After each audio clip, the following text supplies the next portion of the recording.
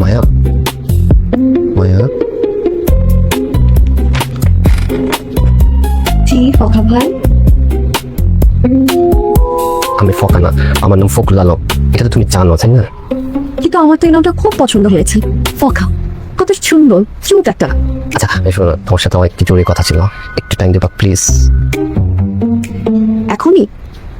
হ্যাঁ। চুপ করে আছেন কেন, বলেন বলেন। মায়া, তুমি কি একটু উল্টো হয়ে ঘুরবে? কেন?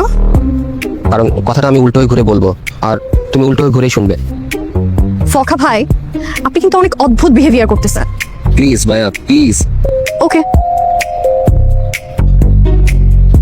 বলেন। মায়া, আমি তোমাকে অনেক ভালোবাসি। আমি কত ভালোবাসি সেটা তোমাকে বলে বোঝাতে পারবো না। আমার এই ভালোবাসা তুমি ক্যালকুলেটারে যোগ বিয়োগ গুণ ভাগ করে হিসাব করতে পারবে না মায়া। ফখা ভাই, এদিকে তাকান, তাকান। আমি আপনার থেকে এমন চাইল্ডিশ ইম্যাচিউর বিহেভিয়ার এক্সপেক্ট করি নাই। আর আমি তো আপনাকে বড় ভাই মানি। বড় ভাই মানে তো জানেন, বাবার মতো। আপনি বাবা হয়ে মেয়েকে প্রপোজ করতে পারলেন? তুমি কি বলছো মায়া? জি, আমি আপনাকে মুখে ভাই বললেও মনে মনে আঙ্কেল মানি। ছি আঙ্কেল, ছি। ঠিক আছে, আমি আঙ্কেল। আমি যদি আঙ্কেল হই, আমার বন্ধু সাদা তো নিশ্চয়ই তোমার আঙ্কেল হবে। হঠাৎ তার কথা কেন? কারণ সে তোমাকে ভালোবেসে ফেলেছে, আর সে যদি তোমাকে জিতে যায় তাহলে আমার কষ্টের সীমা থাকবে না মায়া।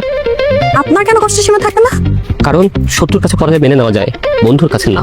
আর বন্ধুর কাছে পরাজয় যে কি যে কষ্টের, সেটা তুমি বুঝবে না মায়া।